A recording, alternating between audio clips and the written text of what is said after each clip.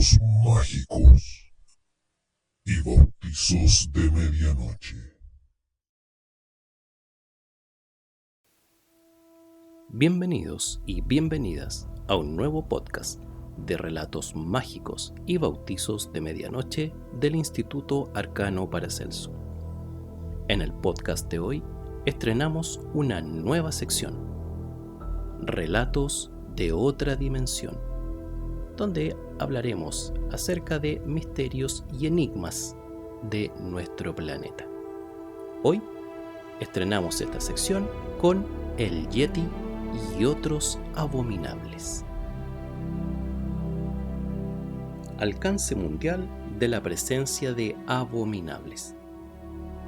No solamente en el macizo del Himalaya, en la vertiente tibetana o nepalí, se han observado huellas gigantescas causadas por supuestos antropoides de más de 2 metros y en ocasiones a estos mismos antropoides, sino que la presencia de criaturas de este tipo se señala también en el Cáucaso de la ex Unión Soviética, en las montañas del Pamir e incluso en América del Norte, donde en las montañas rocosas, las selváticas y desiertas extensiones del estado de Washington y la Columbia Británica, y también en la costa de Vancouver y el Canadá, se ha señalado repetidas veces la presencia de una gigantesca criatura velluda de aspecto antropomorfo a que los indios llaman desde tiempos inmemoriales Sasquatch, y los blancos conocen también por el nombre de Bigfoot o Pie Grande.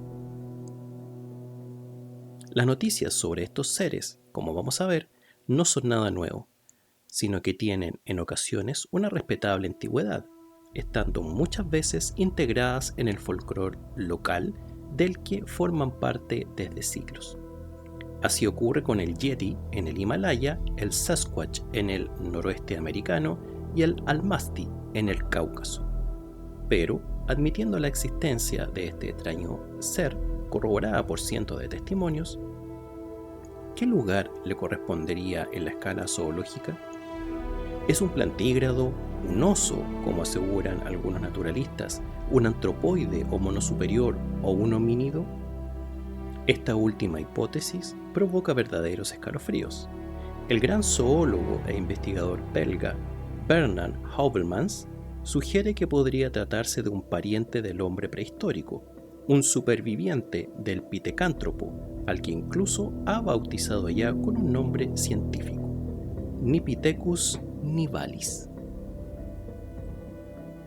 Tras las huellas del Sasquatch. El hábitat de este posible prehomínido norteamericano se extiende por toda la costa del Pacífico que baña América del Norte, desde California hasta la Columbia Británica y el Canadá. En muchas regiones de esta amplia zona geográfica se han señalado en diversas ocasiones encuentros fugaces con un ser gigantesco de más de 2 metros de altura, cubierto de vello negruzco y de aspecto vagamente humano, puesto que es bípedo y camina como un ser humano. La posibilidad de que pudiera tratarse de un oso queda desmentida por su aspecto general, que recuerda más el de un gran simio y por la cantidad de pisadas que la extraña criatura ha ido dejando en el transcurso de los años. Estas pisadas recuerdan las que corresponderían a un pie humano, del que se diferencian por algunos detalles. En primer lugar, son más grandes. El ser que las deja, si algún día se decidiera entrar en una zapatería, tendría que pedir al menos unos zapatos del número 60. Además, tiene un talón mucho más robusto que el nuestro, lo cual denota, y esto constituye una prueba en favor de la realidad del personaje, una estructura ósea más poderosa a fin de soportar un peso que debe oscilar entre los 250 y los 300 kilos. Por otra parte, no tiene arco plantar, es decir, que el pie grande podría llamarse también el pie plano. Esto corrobora el peso enorme que debe de tener la criatura. Podríamos preguntarnos cómo es posible que en dos países como son Estados Unidos y Canadá haya todavía monstruos desconocidos por la ciencia de la categoría del Sasquatch. Vayamos poco a poco. En primer lugar, Las regiones del noroeste de los Estados Unidos y las provincias canadienses de Alberta, Calgary y la Columbia Británica son inmensas extensiones boscosas y muy deshabitadas. Además, el terreno es muy accidentado y salvaje. Hay zonas y parajes que nunca ha sido pisada por el hombre. Lo mismo se puede decir del tramo californiano de las Rockies. Las pruebas son poco concluyentes. Existen fotografías, generalmente borrosas y malas, y pisadas o huellas. La ciencia se encoge de hombros y pide pruebas más sólidas. También poseemos algunos metros de película. En el caso del Abominable Americano, 6 metros de película de 16 milímetros rodados el 20 de octubre de 1967 por Roger Patterson en el paraje denominado Bluff Creek. Estos célebres fotogramas se han proyectado centenares de veces y quizás sea esta la película más estudiada del mundo. Representan a un ser humanoide, peludo, posiblemente hembra, ya que se le ven colgar del pecho 2 mamas, cuando iniciaba la marcha de retirada, a unos 15 metros de Patterson y de su acompañante, que se toparon al ser de cara cuando caminaban por el fondo de una torrentera sembrada de árboles caídos. Bluff Creek se encuentra en las montañas costeras de la California septentrional, a unos 40 kilómetros de la carretera más próxima y a unos 32 de la costa del Océano Pacífico. Se estima que la película es auténtica, ya que, además, se encontraron en el lugar las pisadas típicas. El hombre que convivió con el Sasquatch. Desdichadamente, el hombre que más sabía sobre el abominable norteamericano, el maderero Albert Ostman, de origen sueco, falleció en fecha reciente. Durante más de 30 años guardó silencio sobre una extraña aventura que le sucedió en su juventud, cuando era un hombre de 30 años lleno de vigor. En efecto, durante toda una semana permaneció prisionero de una familia de Sasquatch, compuesta por el macho, la hembra y 2 crías. Una de ellas, del sexo femenino, parece ser que llegó a mirar con ojos tiernos al apuesto leñador sueco. Mas dejemos que sea él mismo quien nos cuente su increíble aventura, tal como la recoge en un libro consagrado al Sasquatch, el escritor italiano Renzo Cantagalli. Ostman era entonces guardabosque, y después de un año de trabajo como maderero, estaba decidido a tomarse unas vacaciones. Para ello, eligió una zona desierta y salvaje a orillas del Toba Inlet, un largo embudo de mar que desde el estrecho de Georgia penetra profundamente hasta las laderas de las montañas costeras de la Columbia Británica, territorio situado al oeste de Canadá. Ostman llegó al pueblo de Lund, último punto de la ruta forestal, en un barco de la Union Steamship y, una vez allí, contrató los servicios de un viejo guía indio para que le condujese en barca hacia el interior de Toba Inlet. El fornido señor sueco había oído decir que en aquella región se encontraba una mina de oro abandonada y deseaba unir lo agradable a lo útil, a ser posible. Mientras el viejo indio y él avanzaban pausadamente por entre el dédalo de islas e islotes del inlet, Ostman escuchaba los relatos que brotaban de los resecos labios del viejo piel roja. Entre otras cosas, el indio le habló de un buscador de oro, blanco, que unos años antes había desaparecido misteriosamente por aquellas soledades. Se lo llama Sasquatch, murmuraba la gente de Lund. En esa época yo nunca había oído hablar de ese Sasquatch, contaba Albert Ostman, y por eso pregunté al indígena qué raza de animal era ese que llamaba Sasquatch. Tiene todo el pelo cubierto, contestó el viejo, pero los Sasquatch no son animales, son personas, gigantes que viven en las montañas. Mi tío vio la huella que había dejado uno de esos Sasquatch. Medía por lo menos 60 centímetros. Un viejo indio que vio a uno de ellos dijo que por lo menos medía 2,40 metros de alto. Osman manifestó su incredulidad al guía.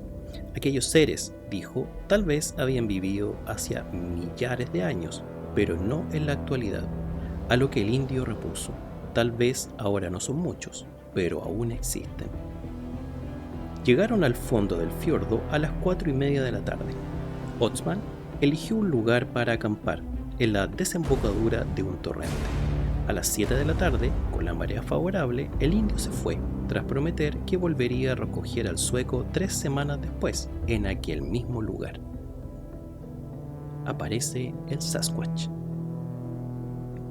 Tengo el sueño pesado y cuando me duermo es difícil que algo me despierte. O sea, que solo a la mañana siguiente me di cuenta de que alguien había vaciado completamente la bolsa de las provisiones, habiendo desaparecido la harina y medio paquete de ciruelas secas. Pero lo más extraño es que no habían tocado la sal. Extraño, porque al puercoespín le gusta mucho la sal. Pensé que debía ser otro animal. No podía tratarse de un oso porque no se hubiera contentado con algunas ciruelas y un poco de harina. Lo habría destrozado y probado todo. Durante 3 noches consecutivas se repitió la misteriosa visita. Osman, pese a todo, prefirió no alejarse del campamento, situado en un lugar abrigado y con agua corriente en abundancia. La 4ª noche decidí permanecer despierto a toda costa. Quería averiguar por fin qué era aquel misterio. Cerré bien la bolsa de las provisiones, me acomodé al lado de mi piqueta a fin de poder empuñarla aún estando acostado y escondí el fusil dentro del saco, donde me introduje despojándome solo de los zapatos. A pesar de todo este lujo de precauciones, el sueño lo dominó. Cuando despertó, sobresaltado, comprobó que alguien lo tenía agarrado y lo levantaba como un saco de papas. Metido en el saco de dormir, cuya boca tapaba a medias una manzana que, más que verla, intuía, sintió que se lo llevaban a volandas. Traté de comprender con qué raza de animal me las tenía que ver, mientras me daba cuenta que el que me arrastraba por una empinada pendiente y que el que me llevaba jadeaba, visiblemente fatigado, tosiendo de vez en cuando. Entumecido y con terribles calambres en las piernas, el pobre Osman estuvo prisionero en el saco durante cerca de 3 horas, arrastrado arriba y abajo por el accidentado terreno del bosque. Finalmente, mi captor se detuvo y me dejó en el suelo. Oí el rumor metálico de mis latas de conserva que caían a mi lado. Entonces me llegaron voces, pero las palabras resultaban incomprensibles. Debían de ser varios. Una familia de gigantes. De pronto, Albert Osman pudo sacar la cabeza por la abertura del saco y ver la cara de su secuestrador. Es decir, no vio a un solo ser, sino a 4, toda una familia de Sasquatch, compuesta por el padre, un gigante que medía por lo menos 2,40 metros, la madre de unos 2,15 metros, un hijo y una hija de estatura análoga. Estaban todos ellos de pie a mi alrededor y yo no lograba levantarme porque estaba entumecido. Empecé a darme masajes en las piernas para activar la circulación.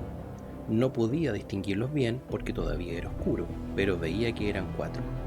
Nunca había sabido de la existencia de criaturas llamadas Sasquatch antes de que el guía indio me informara de su existencia, y de pronto me di cuenta que estaba en medio de ellos.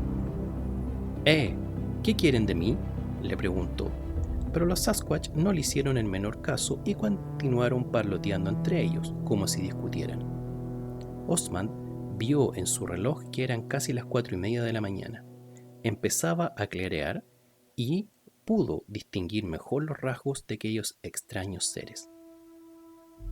Más tarde, con mi brújula, sigue contando Osman, traté de calcular mi posición. Me encontraba en una estrecha garganta rodeada por montañas más bien altas y con una única posible salida, hacia el sudeste, una especie de quebrada que no tendría más de 3 metros de anchura y con una base en forma de V corta, pero el macho adulto se había colocado justamente frente a ella.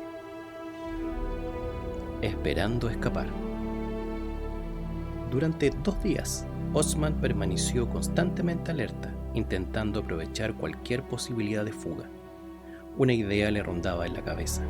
Por eso veía con buenos ojos que los 4 peludos seres mostraran viva curiosidad por todo cuanto contenía la bolsa de provisiones, y trataba de atraer su atención hacia el tabaco para mascar, que más adelante habría de jugar un papel importantísimo.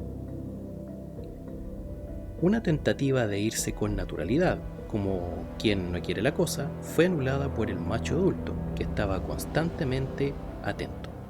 Osman, quien no se separaba en ni un momento del Winchester, hasta pensó en pegarle un tiro al gigante, pero se contuvo por si no conseguía abatirlo al primer disparo y se complicaba la situación. Pero en su mente se mantenía fija la idea de huir a la primera oportunidad clara que le brindara un descuido de sus captores. Osman pudo escapar. El momento propicio se presentó una mañana, 6 días después del insólito secuestro. Por primera vez en todos esos días, Osman encendió fuego y calentó su café, dejando estupefactas a las 4 criaturas que, cuando el fuego se extinguió, empezaron a hurgar en las cenizas aún calientes. Osman comió luego un par de bizcochos con manteca y, a continuación, sacó su caja de tabaco para mascar y se echó un buen puñado en la boca poniendo cara de satisfacción. El gigante adulto, quien no perdía ninguno de sus movimientos, quedó perplejo durante unos segundos.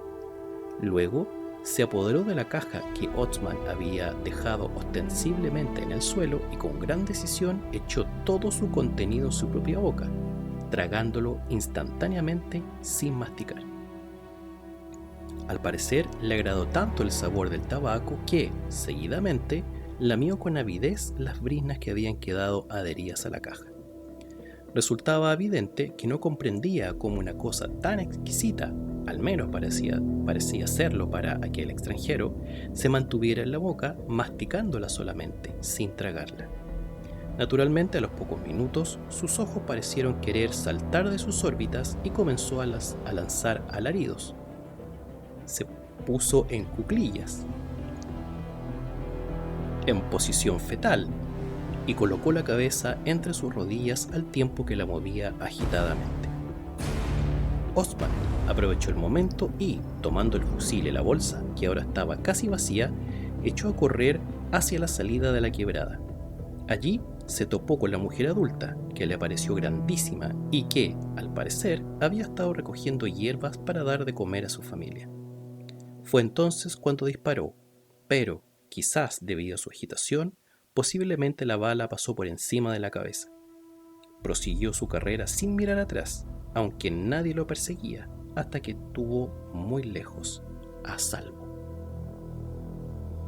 A modo de conclusión, el dossier del Sasquatch sigue abierto, como abiertos siguen los del Yeti y del Almasti. Quedan aún en nuestro planeta enormes extensiones inexploradas que sin duda ocultan grandes secretos zoológicos y biológicos y, ¿por qué no?, antropológicos. Las expediciones se suceden y los científicos siguen investigando, buscando en los rincones más ocultos del globo alguna prueba indiscutible y definitiva. Cualquier día, pues, la fabulosa noticia puede saltar a las primeras planas de los periódicos. Entre tanto, tengamos paciencia y esperemos. Este ha sido el podcast de hoy de Relatos Mágicos y Bautizos de Medianoche del Instituto Arcano Paracelso, donde hemos inaugurado una nueva sección llamada Relatos de otra dimensión. Nos vemos en un próximo podcast. Relatos mágicos y bautizos de medianoche.